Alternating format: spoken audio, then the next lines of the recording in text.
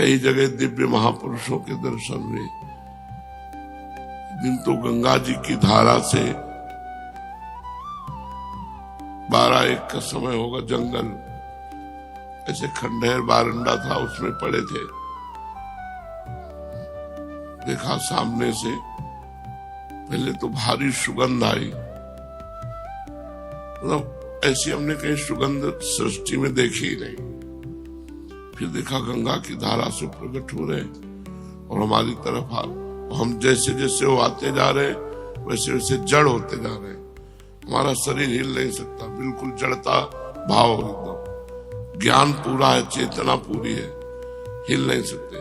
आए, हमारा सर अपनी गोद में लिया, ऐसे सहलाते हुए एक मंत्र बोले, वो अब भी जपते हैं। थोड़े समय वो अब भी जपते, क्योंकि महापुरुष का दिया हुआ, किसी लाभ से नहीं, पर भगवान ही तो उस महापुरुष के रूप में आए और उन्होंने दिया। बस केवल सर में से हाथ फैलाते रहे। कई ऐसे महापुरुषों के जो बड़े ही दिव्य, तो अपने आप आपको संतों का सानिध्य मिल जाएगा यदि अहंकार रहित और भोग, इंद्रियों के जो भोगे जाते हैं इनका त्याग, ये 2 बातें जरूरी है। कबीरदास जी कहते हैं, चदरिया जैसी की तैसी धरि दीनी। अपनी सुधा निधि में लिखा हुआ है, धरोहर की तरह ये शरीर गंदा ना होने पाए। आप लोग बड़े भाग्यशाली हैं जो आपको वैराग्य मार्ग मिला है, कोई छोटी मोटी बात नहीं है। अब जरूरत बस 2 बातों की है, ना तो साधन का ना संपत्ति का अहंकार न हो, और किसी भी इंद्रिय का शास्त्र विरुद्ध भोग न हो, तो आपके ऊपर अपने आप कृपा बरसती चली जाएगी। वैसे भगवान की कृपा अहेतुकी है, वो दीन पामर विषयी पुरुषों पर भी बरसती है, पर संतों की कृपा विशेष उन्हीं पर होती है। इसीलिए एक जगह और भागवत में लिखा हुआ है कि जो धन संपत्ति रहित दरिद्र है, उस पर महापुरुषों की विशेष कृपा होती है। इसलिए भगवान ये अहंकार नष्ट कर देते हैं। हमारा कुछ है तो जब पता लगाए अंदर, तो इष्ट गुरु के सिवा कुछ नहीं हमारे पास, भगवान के सिवा कुछ नहीं, प्रियालाल के सिवा कुछ नहीं, तब विशेष कृपा प्राप्त होती है। महत्संगस्त दुर्लभो अगम्यो अमोघश्च। निश्चित भगवत प्राप्ति हो जाएगी। दर्शन मात्र से, श्रवण मात्र से, स्पर्श मात्र से, संकल्प मात्र से कई तरह से महापुरुष भगवत प्राप्ति कराते हैं। दर्शन मात्र, एक बार दर्शन जैसे भगवान का हुआ, मायामल का नाश हो गया। एक बार आत्म साक्षात्कार का जो भाव लिए हुए महापुरुष हैं, एक बार उनका दर्शन हुआ तो हमारे मायामल का नाश। अब धीरे धीरे हमारी उन्नति आध्यात्मिक शुरू हो जाएगी। 2 बातें यदि हम ध्यान रखें कि अपनी इंद्रियों को गलत भोगों में न जाने दें और किसी साधन का अहंकार न करें, तो बहुत जल्दी हम पर अव्यक्त महापुरुषों की कृपा होती है। भगवान का साक्षात्कार होने के पहले भगवत प्राप्त महापुरुषों का दर्शन होता है। मतलब कई ऐसे महापुरुष जिनका साक्षात्कार हुआ। 35-40 वर्ष पहले गुरु नानक साहब का गंगा के किनारे हुआ, श्री चंद्र जी का दर्शन हुआ, निम्बारकाचार्य भगवान का दर्शन हुआ। महाप्रभु ने तो दर्शन दे के ही हमें घसीटा, यहां से लेकर के जुगल घाट तक, कृष्ण कृपा धाम से लेकर जुगल घाट तक केवल महाप्रभु ही नेत्रों में छाए रहे। जब तक महापुरुषों का सानिध्य नहीं मिलता, तब तक भगवत दर्शन का रास्ता नहीं मिलता। वही रास्ता देते हैं। हमें भोगों से रहित रहना है। जितने से प्राण पोषण हो जाए उतना भोजन, जितने में जीवन चल जाए उतनी नींद, नहीं अधिक से अधिक भगवान का नाम जप, तो विशेष विशेष महापुरुषों का सानिध्य मिलेगा जो भगवदानंद से भी बढ़कर है। कई संतों ने तो कहा हम वैकुंठ नहीं जाना चाहते क्योंकि वहां सत्संग नहीं मिलेगा। मृत्यु लोक में आपकी लीला कथा, आपकी गुण महिमा, आपका सत्संग मिलता है, लेकिन प्रभु वैकुंठ में ये नहीं मिले। तो मुझे लगता है मुझे बार बार जन्म दो, बार बार मैं आपकी चर्चा सुनूं, कहूं, नाम कीर्तन करूं, नाचूं, गाऊं, आप में ही रमण करूं। जी।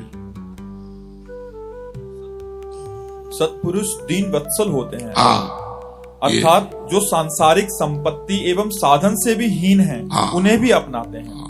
ब्राह्मण, यद्यपि हम आपके शुभागमन और शुभ दर्शन से ही कृतकृत हो गए हैं, तथापि आपसे उन धर्मों के साधनों के संबंध में प्रश्न कर रहे हैं जिनको मनुष्य श्रद्धा से सुन भर भी ले तो भी इस और से भयदायक संसार से मुक्त हो जाए। देखो, जो ये नौ योगेश्वरों का संवाद सुनाएंगे तो कह रहे श्रद्धा से सुन केवल ले। एक बार आपने श्रद्धा से सुन लिया ना तो आपका कल्याण हो जाएगा, आपका मंगल हो जाएगा। तो क्या केवल सुनने मात्र से हो जाएगा? श्रद्धा से सुन ले। श्रद्धा का मतलब होता है जो सुना वैसे उतार लिया, इसीलिए श्रद्धा शब्द है, केवल सुनना नहीं है। जो सुना उसे अपने जीवन में उतार लिया तो बोले एक बार सुनने मात्र से भगवत प्राप्ति हो जाएगी। जी। पहले जन्म में मैंने मुक्ति देने वाले भगवान की आराधना तो की थी, परंतु इसलिए नहीं कि मुझे मुक्ति मिले। मेरी आराधना का उद्देश्य था कि वे मुझे पुत्र रूप से प्राप्त हो। अब देखो, वसुदेव जी महाराज को भगवान श्री कृष्ण पुत्र रूप में प्राप्त है। भगवान श्री कृष्ण मोक्षाधिपति है। इतनी मुक्ति तो सबको चाहिए, ना अपने शरीर से राग, न किसी अन्य शरीरों से राग, न किसी भोग की इच्छा, न किसी मान प्रतिष्ठा की इच्छा। अगर द्वंद्वों से मुक्ति नहीं मिली, देखो जो ज्ञानी की स्थिति वर्णन की गई है वही प्रेमी की स्थिति वर्णन की गई है। जहां हम ज्ञानी महापुरुष की स्थिति का तो बोले माना पमाना तुल्यो, तुल्य निंदात्म संस्तुति, मान अपमान में समान, निंदा स्तुति में समान। तो सेवक जी महाराज करें शत्रु मित्र समझान, मान मान अपमान सम, दुख सुख लाभ नहानि, यह जो कृपा हरिवंश की। ये मुक्ति, हम समस्त द्वंद्वों से मुक्त होंगे तभी प्रेम प्राप्त कर सकते हैं।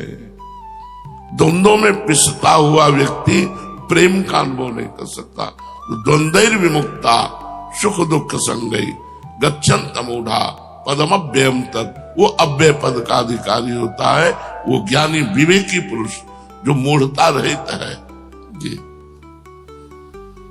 मेरी आराधना का उद्देश्य था कि वे मुझे पुत्र रूप में प्राप्त हों। उस समय मैं भगवान की लीला से मुक्त हो रहा था। सुव्रत, अब आप मुझे ऐसा उपदेश दीजिए जिससे मैं इस जन्म मृत्यु रूप भयावह संसार से, जिसमें दुख भी सुख का विचित्र और मोहक रूप धारण करके सामने आते हैं, अनायास ही पार हो जाऊं। श्री सुखदेव, देखो कितनी सुंदर बात है।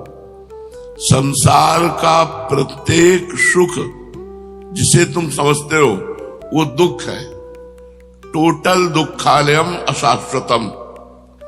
किसी भी इंद्री का संयोग जो तुम्हें सुख लग रहा है, तुम समझते नहीं, ये भगवान की माया के प्रभाव से लग रहा है।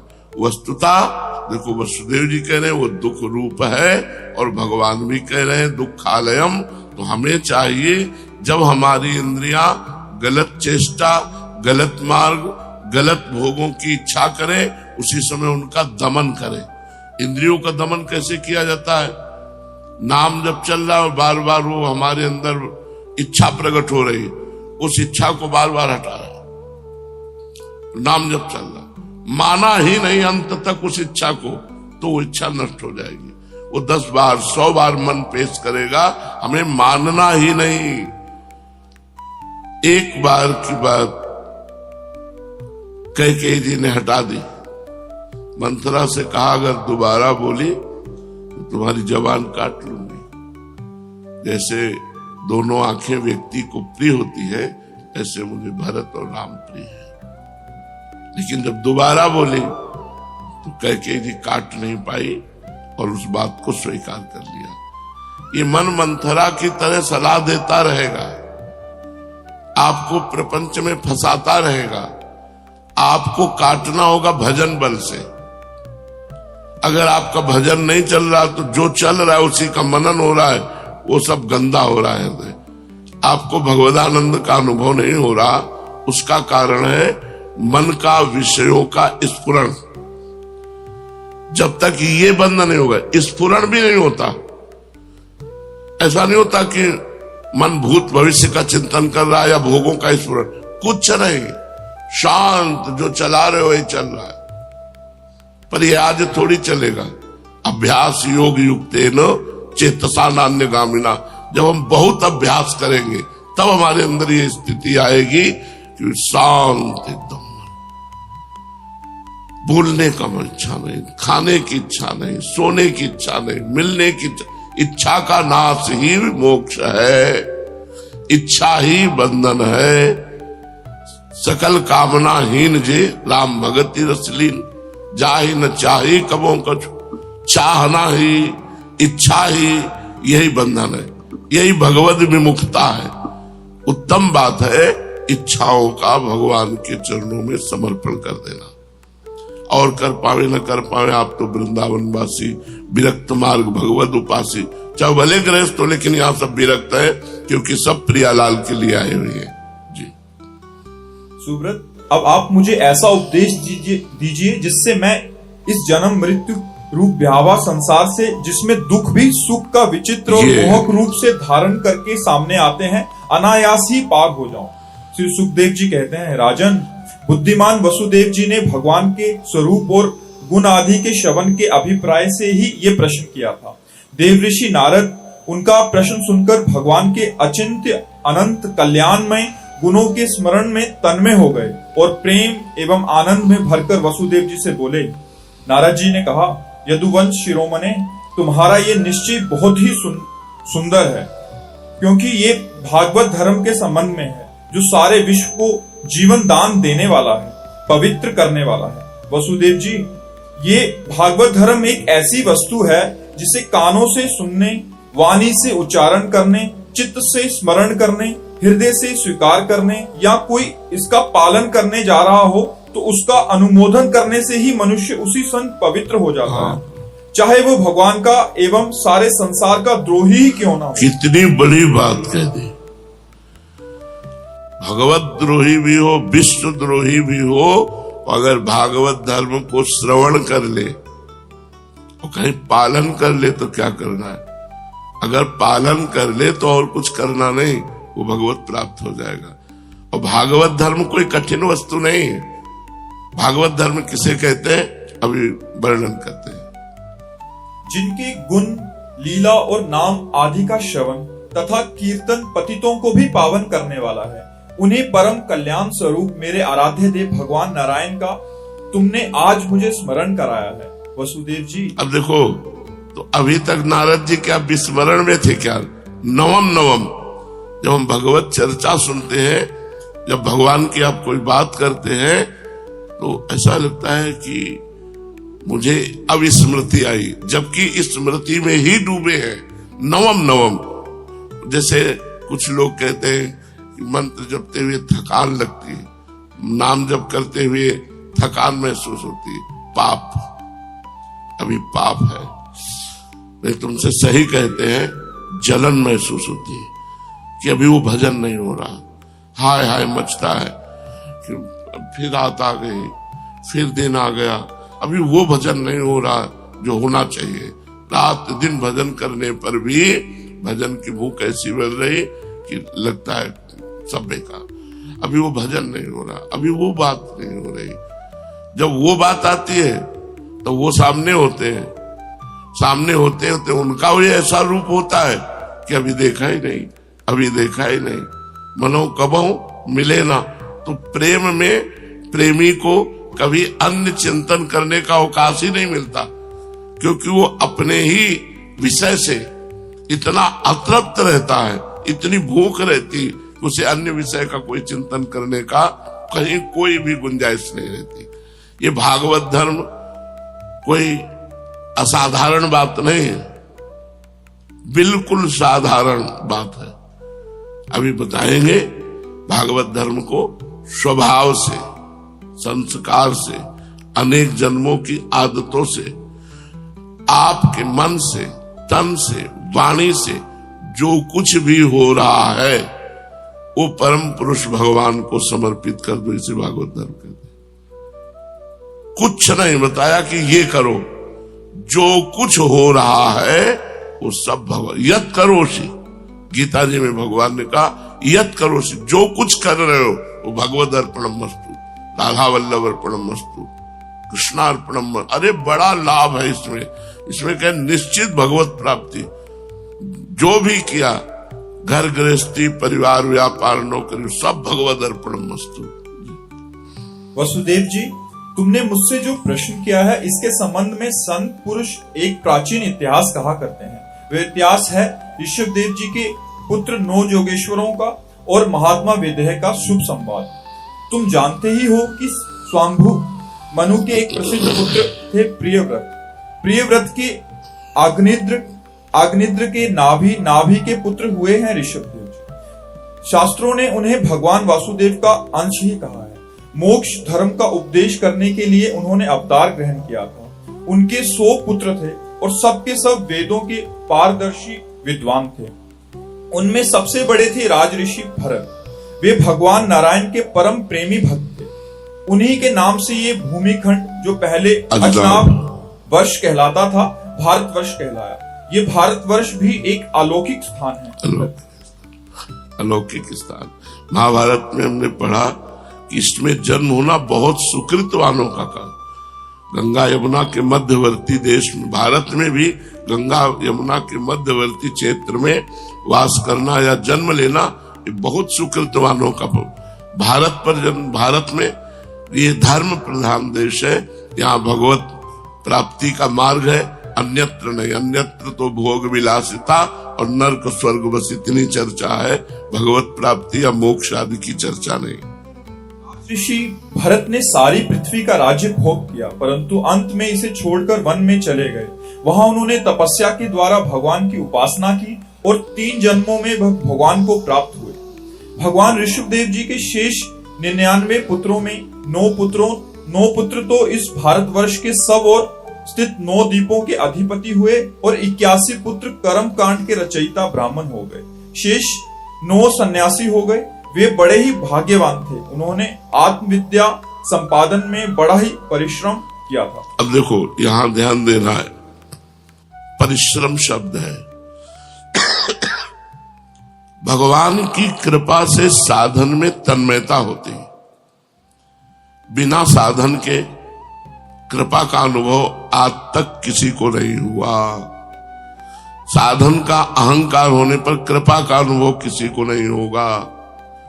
साधन और कृपा, साधन में इतना परिश्रम होना चाहिए, मतलब जैसे एक व्यापारी अपने व्यापार को बढ़ाने के लिए हर समय सोचता रहता है, ऐसे एक भजनानंदी साधक अपने भजन को, अपनी साधना को, अपनी जितेंद्रियता को वो हर समय बढ़ाता रहता है। किस तरह से हमारा भजन बढ़े। बस रात्रि में सोने के लिए नहीं लेटते। जो भजनानंदी संत होते कि अब भाई हम शयन कर रहे, नहीं, मंत्राकार वृत्ति, कब सो गए और कब चेतना उठी। जब चेतना तो मंत्र में बैठ गए। आज भी टार्च सिराने ही रखते, घड़ी में देखा 1 बजे। हम जितना अभ्यास बना लेते, जैसे हमारा पूर्व का अभ्यास है,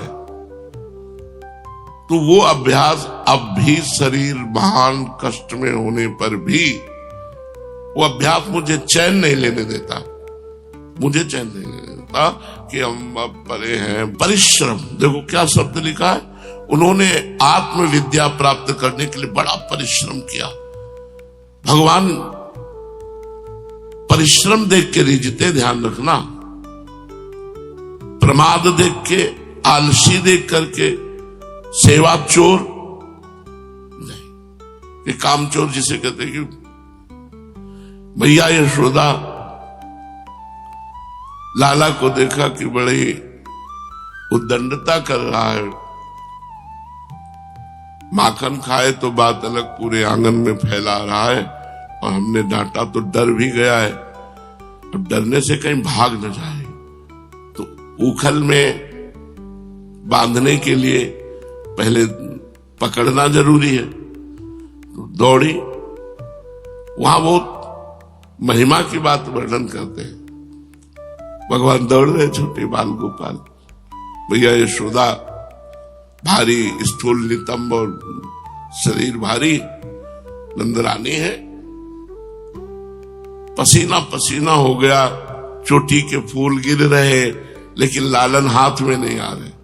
धीरे से ऐसे देखा लालजू ने, भैया श्रमित हो गई। ध्यान देना, लालन पकड़ में आ गए, लालजू पकड़ में आ गए। कब पकड़ में आते हैं लालजू? जब वो देख लेते हैं कि अब ये श्रमित हो गया। मतलब बहुत कठोर भजन। मुखराय में पूज्य माधव बाबा अभी विराजमान है, लकीर के फकीर, शास्त्र सिद्धांत के अनुसार बीमार हुए, इनको भेजा, जाओ कुछ सेवा। मुखराय के ब्रजवासी जो कर देंगे कर देंगे। कठोर नियमों का पालन करते हुए अपने भजन की सुरक्षा, भजन की वृद्धि और भगवत प्राप्ति के लिए। और ये आज से नहीं, 20 वर्ष से देख रहे हैं बाबा का एक ही नियम। मुखराय से जो रोटी आ गई, मुखराय से जो दवा व्यवस्था हो गई, प्रणाम करो आप, तुमको बुरा लगेगा। मान, कीर्ति, ये सब जहर है जो लिखा है, महापुरुषों ने वैसा प्रयोग करके दिखाया है। हमारे को एक अवसर में दिया है भगवान ने, सच्ची मानिए, पर माया भजन नहीं करने देती, प्रपंच में लगा करके उस समय को नष्ट करती है। उसका काम है ऐसी बात डाल देना आपकी खोपड़ी खराब हो जाए, ऐसा कोई क्रिया बन जाना जिससे आप पश्चाताप में जले, वो यही करती रहती। भजन कब होता है? आनंद की उंगन आ रही, मंत्र चल रहा, नाम चल रहा है, आंसू बह रहे, भगवान की झांकी आ रही, एकांत में लोटपोट हो रहा, ये भजन। ये कब? बोले अध्यात्म विद्या में बड़ा परिश्रम किया, बड़ा परिश्रम। 2-3 घंटे रात्रि में सो लिया, 1 घंटे दिन में सो लिया, थोड़ा थोड़ा प्यार, राधा वल्लभ राधा वल्लभ। अभी आप देखो चमत्कार ना होने लगे तो बताना, अंदर ही अंदर आपके ज्ञान, विज्ञान, भक्ति सब कुछ बढ़ने लगेगा। अब जब भजन नहीं है, देखो शरीर सेवा से शरीर पवित्र होता है। हमारी बात को अन्यथा मत ले जाना कि तो शरीर सेवा, जो हमारी शरीर शुद्धि है वो सेवा से होती है, लेकिन मन शुद्धि सुमिरन से होती है। शरीर पवित्र है और मन अपवित्र है तो गंदे विचार फेंकता रहेगा अंदर। मन को पवित्र करने के लिए सुमिरन अत्यंत आवश्यक है। यदि सुमिरन नहीं तो मतलब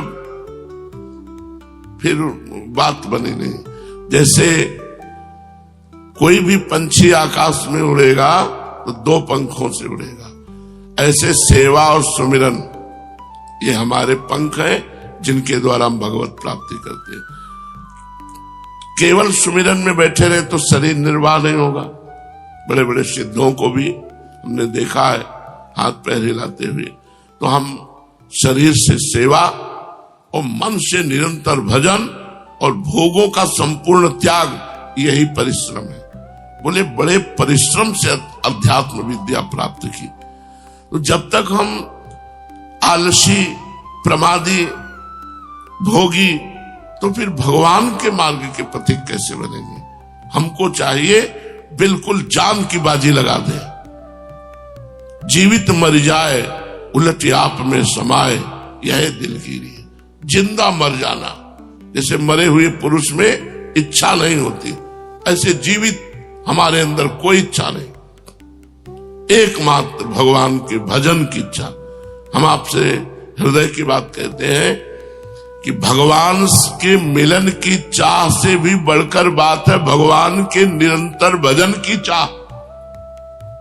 महापुरुषों से जो पकड़ा गया, भगवान से भी प्रिय बात है भगवान का नाम प्रिय लगना, और भगवान के मिलन से भी बढ़कर बात है भगवान का निरंतर भजन की चाह होना। भजन, ये हम महापुरुषों की बातें बता रहे हैं। अपने को लगता है यार भगवत प्राप्ति हो जाए, झंझट खत्म हो जाए, काम करो तो लोग मुंह मन। भगवत प्राप्ति अक्रूर जी को हुई, उसे मंतक मणि लेकर के चले गए काशी, भगवान से दूर। खास भगवत प्राप्ति तो है ही है, लेकिन अगर भजन नहीं है तो भगवत प्राप्ति का रंग नहीं आएगा। जिसको भगवत प्राप्ति हुई भजनानंदी और भजन में डूबा, भगवान की दिव्य लीला है। और भजन में डूबा, भाव देह से भगवान की दिव्य लीलाओं में प्रेम, और भजन में डूबा, प्रिया प्रीतम उनके अधीन हो गए। जैसा वो चाह रहे वैसे प्रिया प्रीतम खेल रहे। तो परिश्रम शब्द आया है कि उन्होंने अध्यात्म विद्या के लिए बड़ा परिश्रम किया।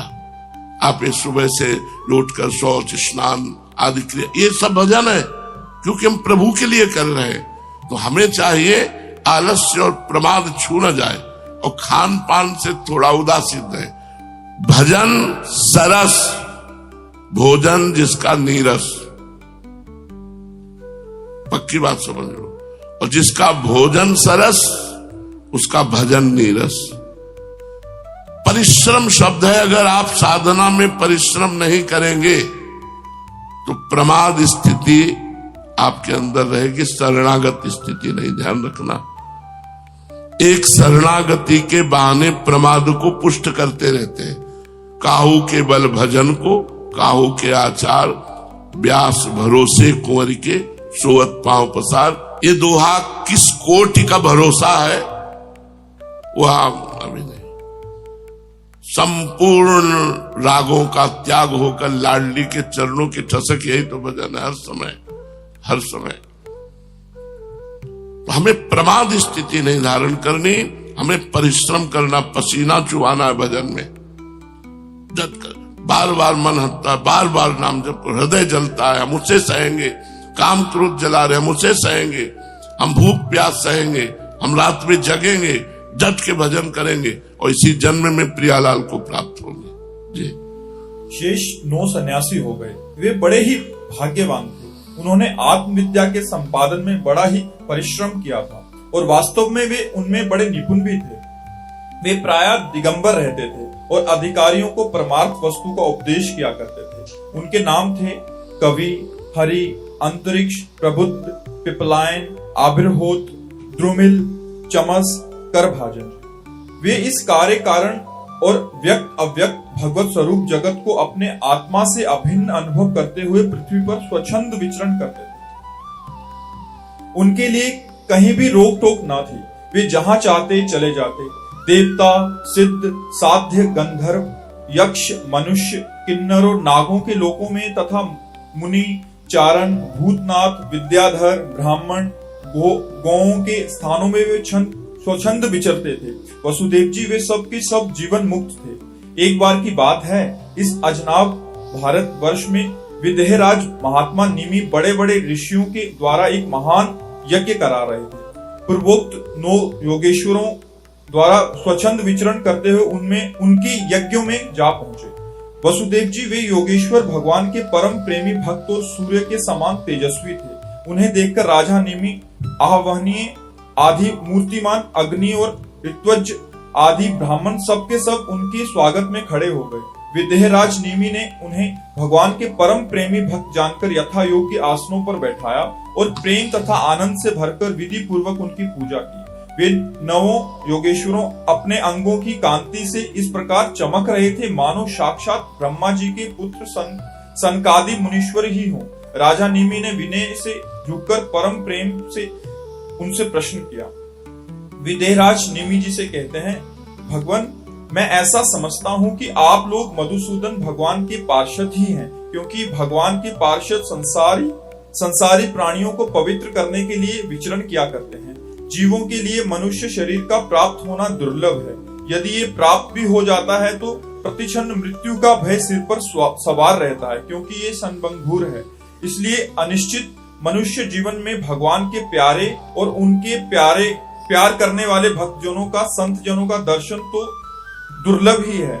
इसलिए त्रिलोक पावन महात्माओं, हम आप लोगों से ये प्रश्न करते हैं कि परम कल्याण स्वरूप क्या है और उसका साधन क्या है। इस संसार में आधे क्षण का दो बातें पूछी, परम कल्याण का स्वरूप क्या है और उसका साधन क्या है। परम कल्याण मतलब भगवत प्राप्ति, उसका स्वरूप क्या है और उसका साधन क्या है। इस संसार में आधे क्षण का सत्संग भी मनुष्यों के लिए परम निधि है। योगेश्वर, आधे क्षण का भी सत्संग परम निधि। ये सत्संग मिलना मतलब भगवान की विशुद्ध कृपा से सत्संग मिले, मतलब विशुद्ध कृपा। जब द्रवई दीन दयालु राघव तो साधु संगति पाइए, बैठ करके भगवत चर्चा होना बहुत बड़ी यज्ञ है, ये बहुत बड़ा कार्य है। इससे निश्चित मन की मन, आप लोग आए भी इसी से तो हो, सत्संग के प्रभाव से ही तो संसार का त्याग करके वृंदावनवासी भगवत उपासी बने हो।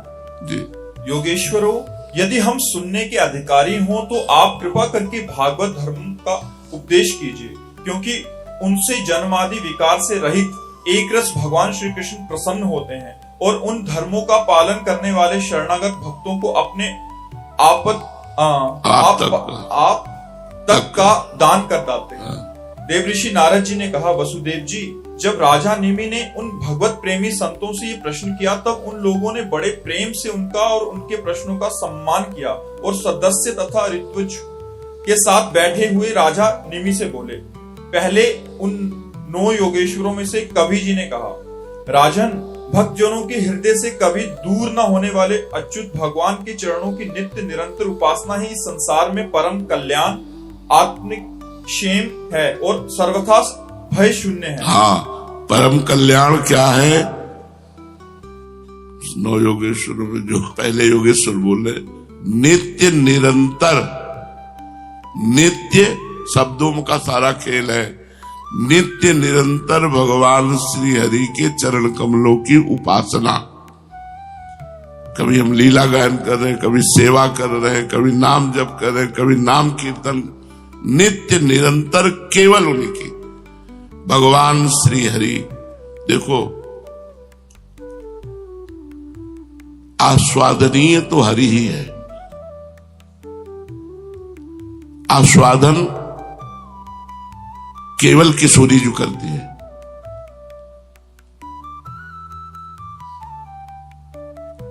आस्वादन केवल किशोरी जो करते हैं श्री कृष्ण का, दूसरे की सामर्थ्य नहीं। अगर कोई आस्वादन कर पाया तो किशोरी जी की कृपा से श्री कृष्ण का आस्वादन कर पाया। जैसे अपने ही आत्मानंद का रसास्वादन करने के लिए श्री कृष्ण ने राधा रूप धारण किया, अपने ही आत्मानंद का रसास्वादन करने के लिए। तो अब आपको समझ में आ रहा है। हम कह रहे हैं किशोरी जी ही ऐसी कृपा करें तो श्री कृष्णानंद भगवदानंद की अनुभूति। श्री कृष्ण का रसास्वादन नहीं कर पाया कोई आज तक, अगाध रस समुद्र है, उनका रसास्वादन केवल किशोरी जी ही कर। और अगर कोई कर पाया तो किशोरी जी के कृपा भाव से ही कर पाया। यत् पाद पद्म नख चंद्रमणि छटाया विस्फुरितम किमपि गोपवधू स्वदर्शी पूर्णानुराग रस सागर सार मूर्ति साराधिका मई कदापि कृपाम करोति। राधा दास से मपास्य प्रेतते गोविंद संगासया सोयम पूर्ण सुधा रुचे परिचयम राकाम विना कांक्षते। अगर राधा चरणों का दास्य नहीं है, श्री जी के चरणों की उपासना नहीं है, तो गोविंद का सम्यक रूप से रसास्वादन नहीं किया जा सकता। जैसे पूर्ण चंद्र का दर्शन पूर्णिमा के बिना नहीं हो सकता, ऐसे किशोरी जी के बिना परमात्मा तत्व का अनुभव नहीं हो सकता। जो हमारे परमात्मा है, रसघन मोहन मूर्ति। अरे आप इनको साधारण समझते क्या? दृष्टैव चंपक लते चमत्कृतांगी, देखते ही चंपक लता की तरह चमत्कृत हो जाती है लाडली जो। ऐसे लालजू सुंदर है, ऐसे लालजू का रसास्वादन तो सिर्फ लाडली जू, जैसे आत्मानंद का रसास्वादन करने के लिए भगवान राधा रूप हुए। प्रभु ही तो राधा रूप हुए, प्रभु के हृदय का आह्लाद ही तो राधा है। तो हम लोगों को तो बहुत बढ़िया मार्ग मिल गया।